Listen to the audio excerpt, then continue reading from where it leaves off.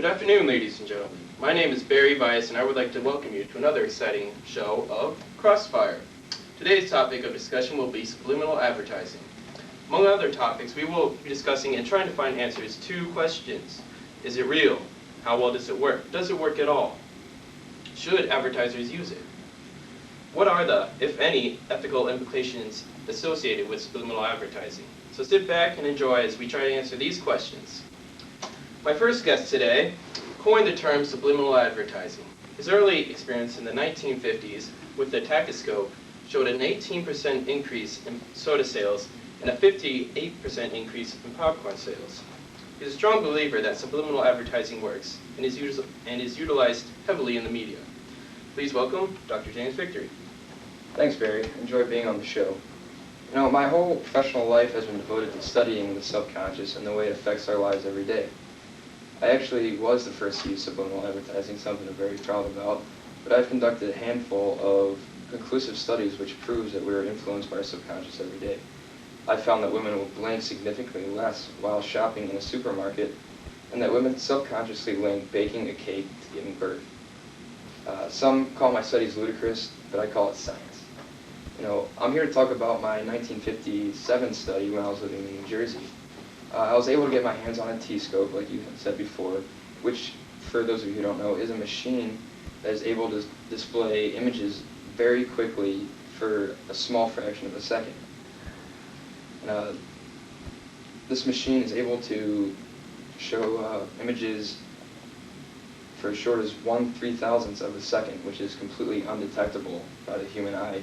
So any message shown by the T-scope is completely disregarded by the conscious mind, and I believe that it's picked up by the subconscious mind.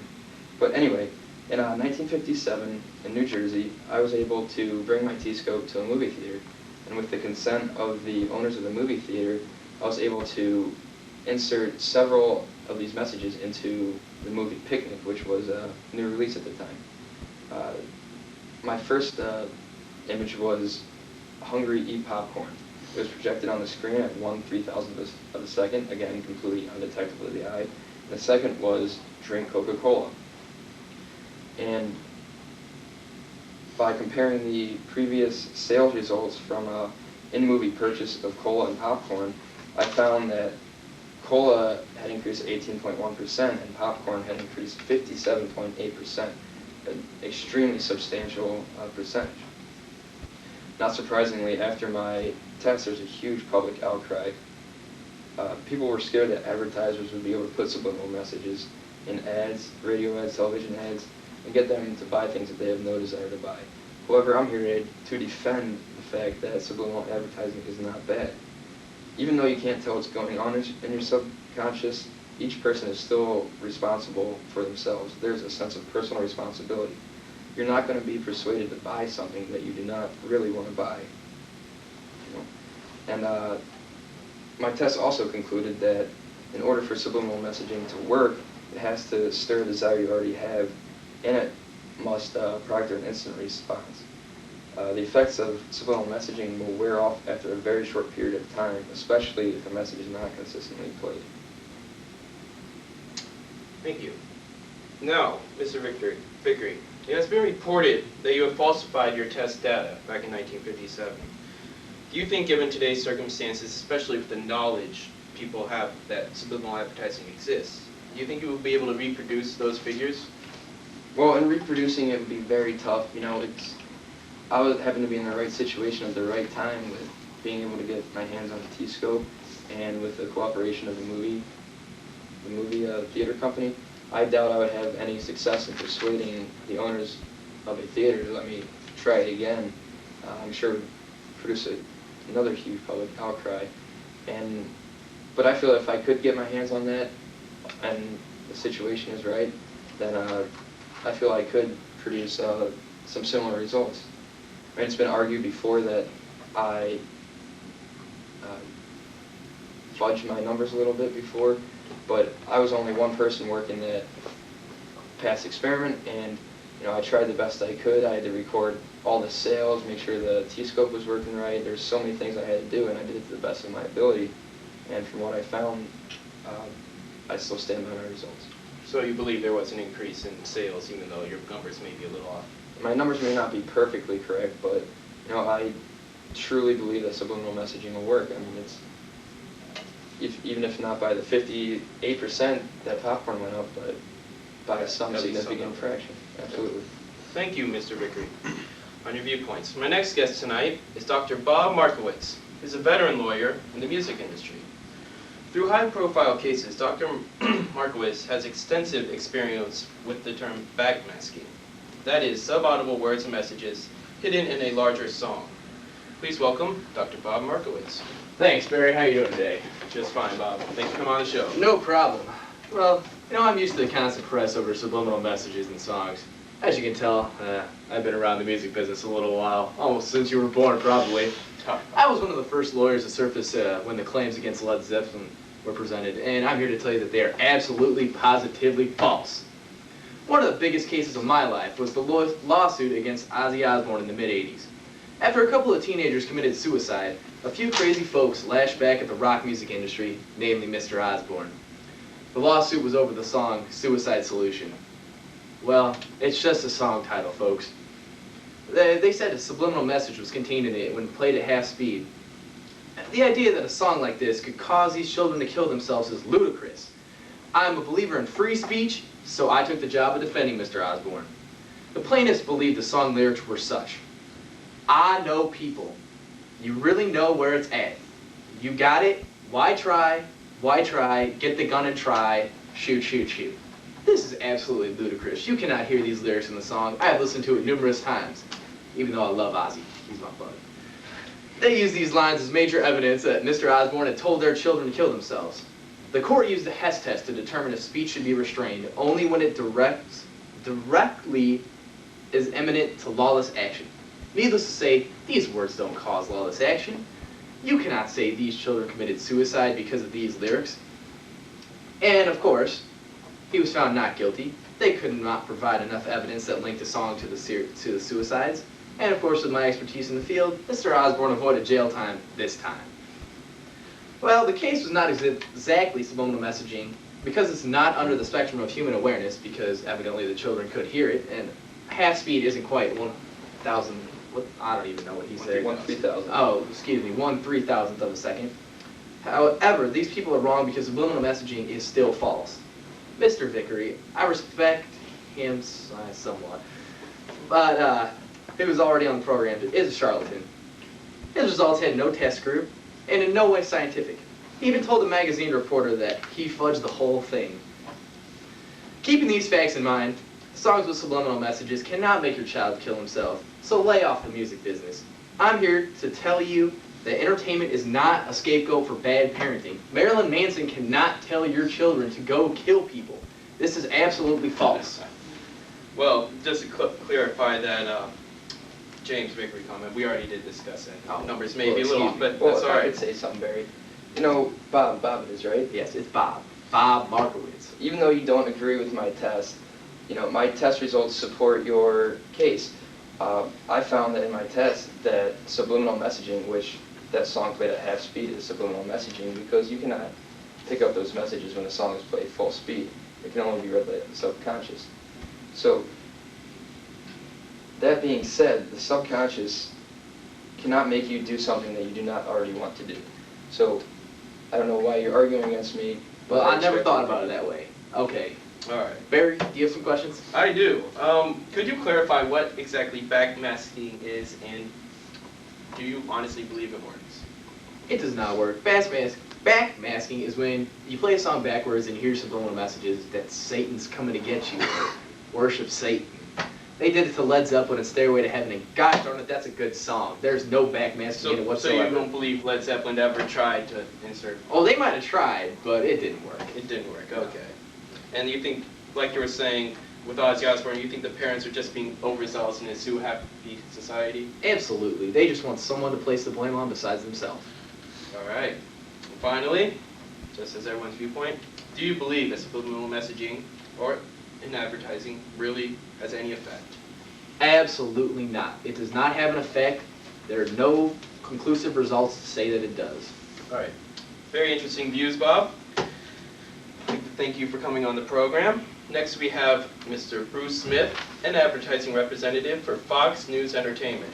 He publicly admits that he has used subliminal advertising, and we would like to welcome you. Thank you, James. Thank you. Thank you, Barry, for having me on the show. And yes, my company has admitted freely that we do use subliminal techniques. I brought with me some references.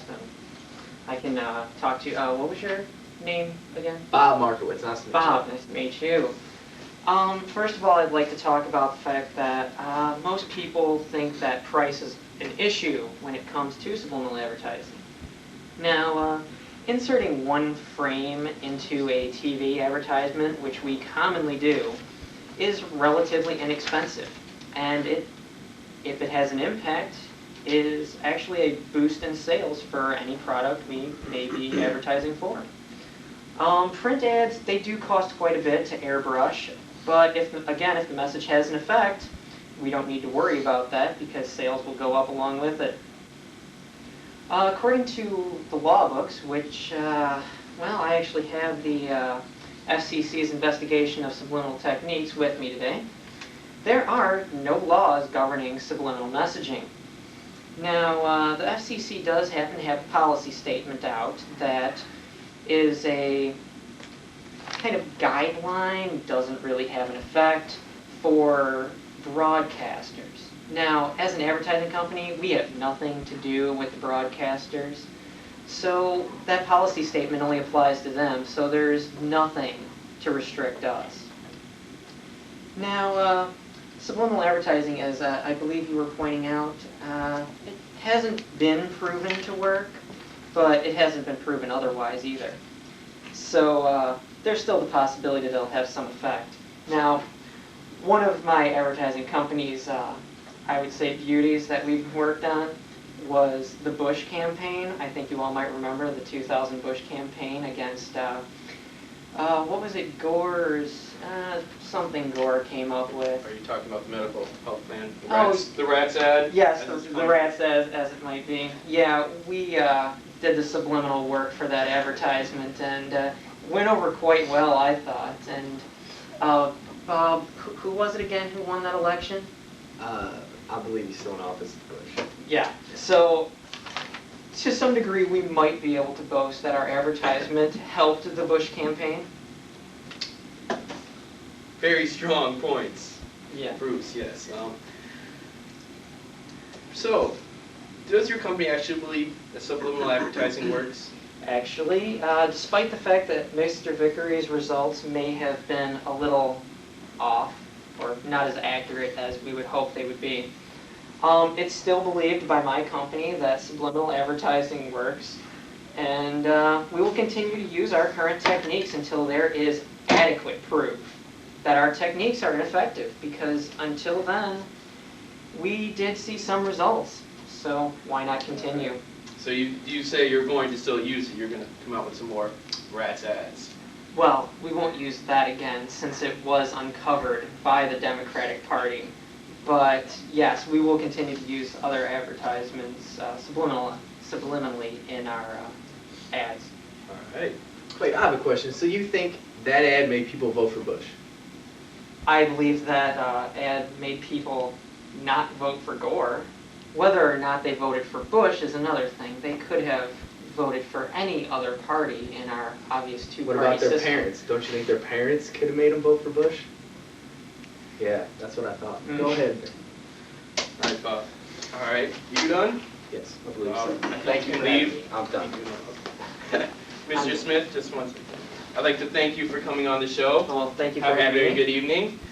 And my next guest will be Orange Jello Orangelo. Orangelo, I'm sorry.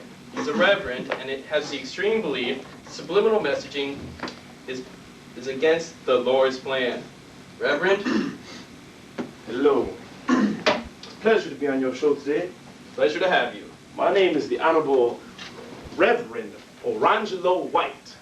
I am here to talk to you, my brothers and sisters, about the evils of subliminal messaging. The book of Joshua says, evildoers, I will kick you in the nuts. I'm sorry, that must have been my son Lamangelo playing jokes.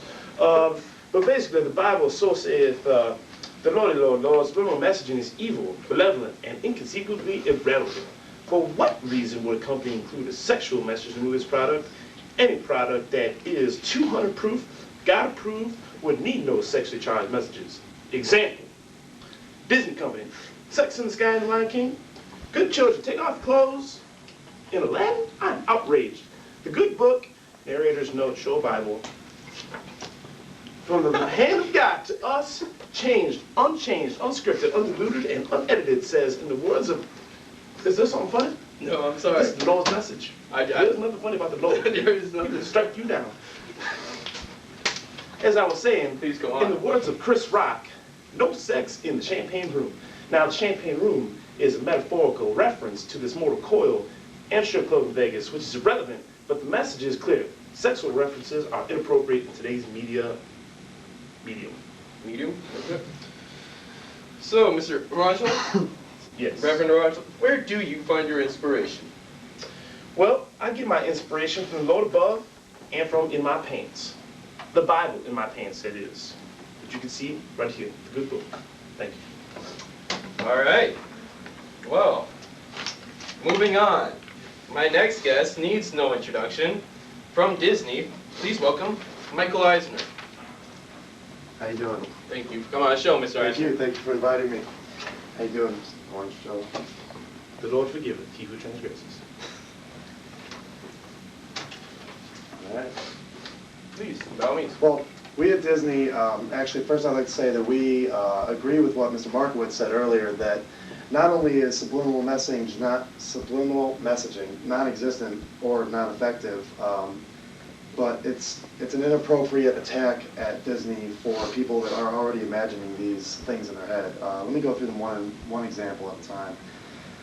There's the example from the movie Aladdin, which the Reverend already referred to, which is the sexually explicit lines uttered from the balcony. There's the supposed word sex written in the sky in The Lion King, the phallic symbol on the cover of The Mermaid, and the erection that the priest supposedly has in the wedding of the Little Mermaid. I'd like to say that none of these are actually true. These are all figments of the imagination of the viewer, and obviously caused by the fact that the viewer already has these images in their head, and they're already thinking about them. However, I would like to comment on the scene from The Rescuers Down Under when there was a naked woman in the mirror in the background. That was not a subliminal message. There's nothing subliminal about it. There was a naked woman in the background. There was no message being expressed. There was obviously a disgruntled employee that was soon after fired and wanted to do something to get back at the company. Any questions on any of the examples or for the Disney Corporation? Well, I'd like to interject there. Sure, please. Now, Please, by all means. you have said that subliminal messaging is a result of the processes and thoughts that already exist in one's mind. Yes, sir. A nude woman in Rescuers Down Under, a clergyman with an erect soldier man in Little Mermaid. These are no thoughts of a disgruntled mind. These are well-documented facts. There is no literary context there. The same movie that has a powerful penis is a children's movie. That is not acceptable. Now, So let me interrupt. The scene from The Rescuers Down Under, we admit, that was actually an image placed in the movie that was once realized removed from the movie. And that is something that Disney was momentarily embarrassed about, but It was a disgruntled worker, like yes, you it was a said. disgruntled worker. It was not the fault of the Disney Corporation. The other images, like I said, yes, they have not been proven to physically exist, and it is the imagination that is conjuring them. Whether or not it is your imagination that conjures them, and maybe someone else's imagination that causes you to see something that might be there. I mean, I've heard that the image in the wedding of Little Mermaid was the knee of the priest. I mean, there's many rumors going around. But our main point is that these images are just a figment of the imagination. one more thing. Yeah. I'm reminded of the Good Book and the Lord's edict, which is, thou shalt not commit adultery. And that is a very difficult law to follow if you are living in a semen-enriched culture. And that is despicable. Please continue. Sorry you feel that way. Well, we are quickly running short on time, so I'm going to ask you both. Do you believe that subliminal advertising exists? We'll start with you, Dr. Rogers. Yes, I do. It is well documented, and a scientist here has explained his views and experiments, which although have not been as well researched, they are the cornerstone of researching this most diabolical situation. Okay, thank you. Mr. Eisner? In quite a bit fewer words, I believe it's a farce. It's non-existent. It's people trying to see things that aren't really there, and people trying to place the fault on someone else when they feel they need to place fault, such as Mr. Markowitz's example of the music industry. All right. Well, that is all the time we have for tonight. I'd like to thank all of my guests, and would like to invite all of you, my audience, to investigate this issue further. Ask questions, and don't necessarily take people just at their words. Make your own decisions. As you can tell, this is a very controversial topic, and it cannot be determined what is true and what is not in this short time frame. As always, have a good day.